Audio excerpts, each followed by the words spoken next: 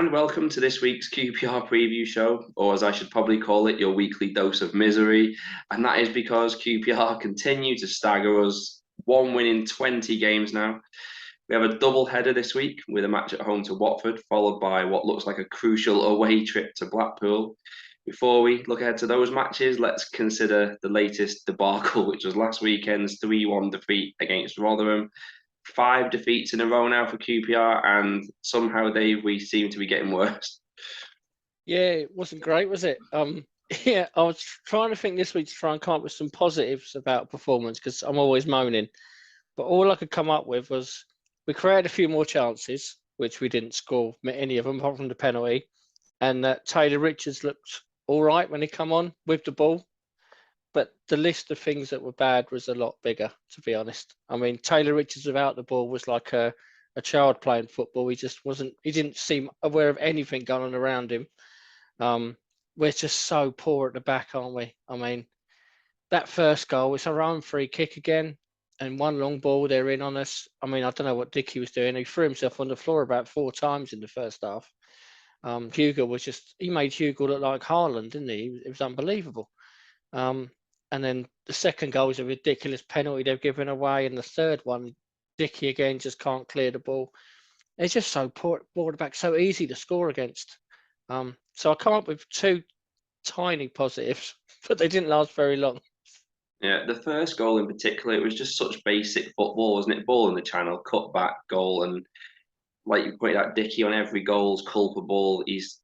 There's something seriously, I don't know if it's like maybe Clark Carlisle, what happened with him when he was just something off the pitch going on, because he can't even seem to do the basics. I mean, he must have played as a defender now for what he took in 10, 15, 20 years since he was a child.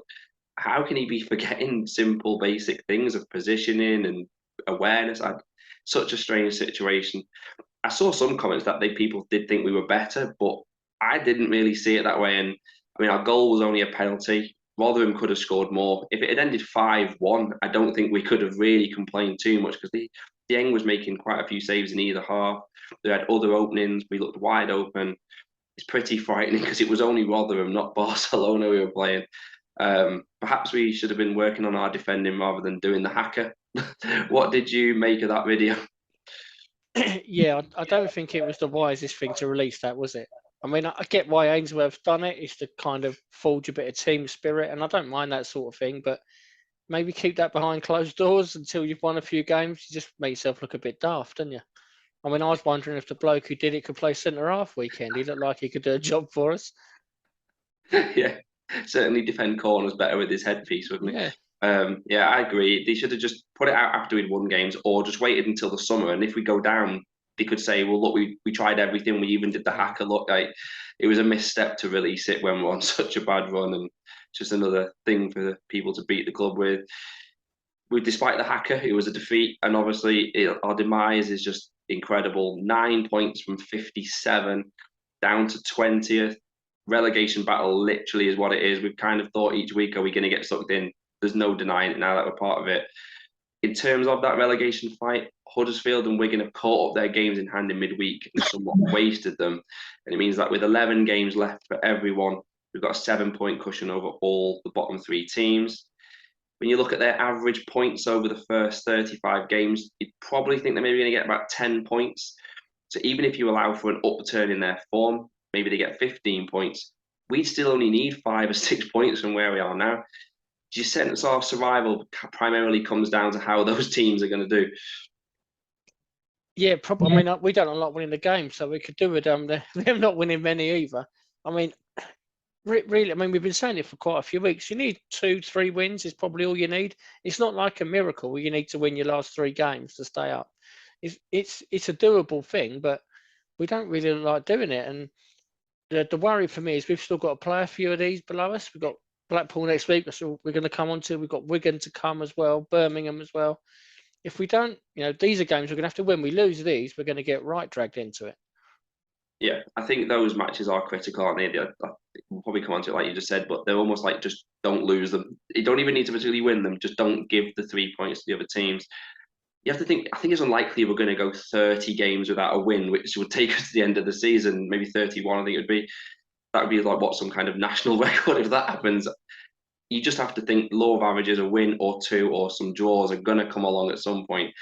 I think we're going to probably survive, but we're going to crawl over the line, it feels like to me. We have 2 chances this week then to get points on the board, and they come against 2 teams that we actually have good historical record against. Not that I think that's going to count for much with the way we're playing at the moment. Watford up first. We've beaten them 51 times, but it would be a brave person putting money on us this time. They have, of course, this week sacked Slaven Bilic, immediately replaced him with Chris Wilder. So if they weren't heavy favourites before, they certainly are now, aren't they? Yeah, I mean, I was hoping that Bilic could hang on another week. But I mean, you look at it, I don't like to say it, but it's a free hit, really, Saturday, isn't it? No one thinks we're going to win. I don't think we're going to win. We've got loads of players out injured still. Just try and put a performance in. Don't make it easy for them. Try if we can get a draw out of it, it'd be a fantastic result. Just try and make it difficult for them. And I think the concentration would be more on the other 2 games next week. But yeah, Wilder coming in is not great news for us, really, is it? You're bound to get a reaction from Watford. Every other club gets a reaction with a new manager, apart from us. Yeah, that looks mission impossible to me on Saturday. Yeah, if it's the same 11 and limited options on the bench that we had last week, it's just inevitable that we're going to struggle. I don't see how those players can perform up the level they'd need to take on Watford. Because Watford kind of remind me of when we had our first season back at this level. Some of the names on paper are frightening, but they just aren't a galvanised team. Are they just going through the motions?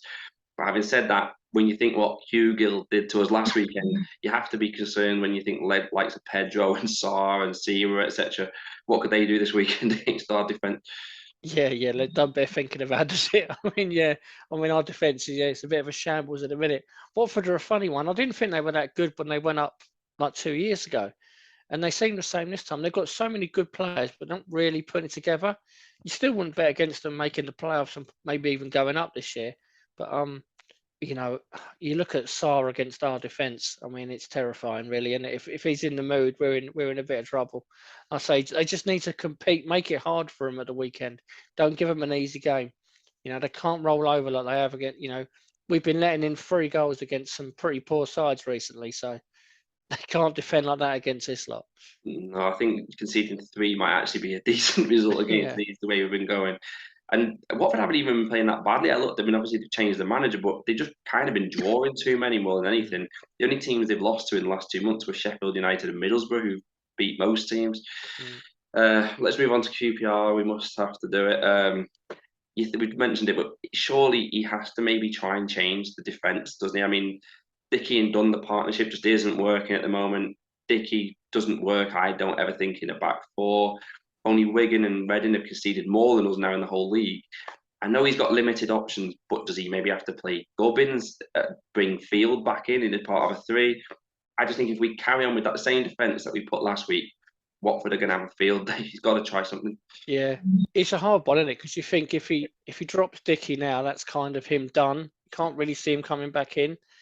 But he also can't see how he can keep playing him, really. I've not seen anything of Gubbins, but if he's as bad as what Dickey's been lately, then God knows. How has he made it professional? I think he's got to change it. Just try and mix it up. I say it's a difficult game, and it's not an easy game to come in and make your debut against. But someone like Gubbins, see it as an opportunity. I thought like Drew come in last week for his debut. He wasn't amazing, but he did okay. He didn't really let anyone down. It was the more senior ones that let him down again. So it might be worth trying it, and it might get the crowd on the side a bit. If you see a young player making his debut, they're going to try and get behind him. Whereas I don't think they're going to be too supportive of the current lot, the way they've been going. No, you make a really good point and thought about. I don't think you can actually maybe drop a Dickey because it is a bit of a bad. Like it's going to kill his confidence even more. But play a 3, then put Gubbins. Gubbins would have Dickey and Dunn either side of him to help him. I do feel he just needs to try something different with how the defence is playing. I mean, QPR net put up a great tweet, didn't they? Saying like we've got our 3rd choice right back playing at right back because our 2nd choice right back's playing at left back because our 2nd choice left back is our 1st choice centre half. The defence is just a shambles, and hopefully he does think he needs to change it. Across the rest of the team, there's a graphic on the screen now, and it shows you can put together a good-looking team with the 9 key players that we've not got in the squad last weekend. We basically have a whole injured team. We said last week, though, those players have been involved in this bad run, so it's not guaranteed they'll make a difference. But it still just feels like we need some of them back ASAP, doesn't it? Yeah, definitely. Just to have options off the bench and things, they just look. There's so little he can do. When the team sheet come out last Saturday when we was in Rotherham, we were like, "Oh my God, is that it?" It's like that's you knew it was a poor side to start with. He desperately needs some of them back. I don't know how long they're all out for. They said Cher was a more positive news, but does that mean he's coming back soon or coming back in 3 or 4 weeks? Who knows with them? It's such a difficult situation with the injuries. It's hard to. He needs to make changes, but he can't really, can he? You sense Richards though could be in line for a rare start if he can do up his laces properly this week. Yeah, I think I'd probably start him. I did think on the ball he looked quite good. I mean, we were 2-0 down at the time, so it is hard to judge at that point. But he looks okay. He used the ball well. He was good going forward. Defensively, he was all over the shop. And that bit where he just tied his shoelaces up was one of the weirdest things I've ever seen on a football pitch. But again, if you're not going to try him now, when are you going to try him? Adoma's been poor recently. Give him a go. Yeah, Adoma has been poor. I mean, I know he's a fan favourite, but it feels like he's done, isn't he? It just does it. Just one good moment, but the rest of the match is just a passenger. That Richards thing, I was wondering whether someone like said, "Oh, we'll pay 50 quid to charity if you do this in the game," or something. It was such a random thing to do. Prediction for that one before we move on. Then will it be 3-1 again? I'd probably take 3-1. But yeah, I think we'll lose. I can't see anything other than it at the minute. It's not going well, is it? No. I just think even with some players coming back, we're still going to be up against it. It does feel like a defeat, and that will make the Blackpool match even more important than it looks right now. The big one, 20th versus 22nd. It is a 6-pointer, really. We've only actually ever lost 5 times to Blackpool, but one of them was earlier this season. They're another team that's changed manager since we last met. Was Mick McCarthy a bit of an odd or left field choice out of nowhere, Dave? Yeah, very strange choice compared to what they've been doing the last few years. They seem to be going down the line of more coaches, similar to what we've done. He was very out of the blue appointment, and it's not really worked for him so far, is it? I mean, they on a similar run to us, and they've not won for ages, have they? Yeah, I think it's 1 in 10, yeah. I think we'll probably both be looking at it and going, "This is the game we can win." I mean, they'll be thinking, "Well, surely we can beat QPR," and we must be thinking, "Surely we can beat Blackpool." It's a massive game. We cannot afford to lose that game. We need to, it makes me wonder. I wonder what he'll do weekend because Johansson has shown he can't really play the Saturday Tuesday game. So will he maybe leave Johansson out and save him for Tuesday and bring someone else in? It's a big game. They need to get something there. We've got a decent record up there, but I wouldn't count on that the way we're playing at the moment. Yeah, another good point, yeah, is what's he going to do, Johansson? And you wonder as well if some of these injured players are potentially just about ready to come back. It's whether he, again, waits just the extra few days and uses them against Blackpool because it is the one that's more important, really. They're actually, he said they're not getting many wins, but they're not really losing as many. They got a draw, obviously, against Burnley. Their problem is just in front of goal. They got 3 goals into the last 6, only 6 in the last 10. So they actually score less than we are. We'll sort that out for them, don't worry. Yeah, they probably get more than that in one game, won't they? It just, what you said, what I said before, it's just must not lose. Even if we have to play 2 banks of 5, whatever it takes, just do not lose that game of football. It's a simple message, really, that he's got to send them out with, isn't it? Yeah, and it's an opportunity next week as well. We're saying you need 2-3 wins to stay up. You've got Blackpool who are below us and Birmingham who are around us in the table as well. Win those 2 games, you can go in the international break and you're pretty much all right. Lose them 2 and, God help us, we're in a bit of trouble. Oh, massively. I mean, Birmingham, we could probably suck them into the trouble if we can beat them as well, because there's still enough games left after the break. Big match, though, isn't it, Blackpool? Your final prediction for that one, do you think? Yeah, I think I'll go draw. I think we'll get the point up there. I think both sides are so poor at the minute, aren't they? I'll take a point up there, but if they can win that one, I think we'll all feel a little bit better about everything. Yeah, it just feels like such a big game, doesn't it? Really, you can feel it coming. They have only lost 1 of the last 6 at home, so even though they're not winning many and they're not scoring many, they're still a tough, tight team to beat up at their ground. I'd bite your hand off that draw now. And I do think we might just get it. Like we said, maybe he's going to save some players back for that game, try and get something going. Who would have thought that we'd be absolutely desperate for a draw away at Blackpool a few months ago? It is incredible.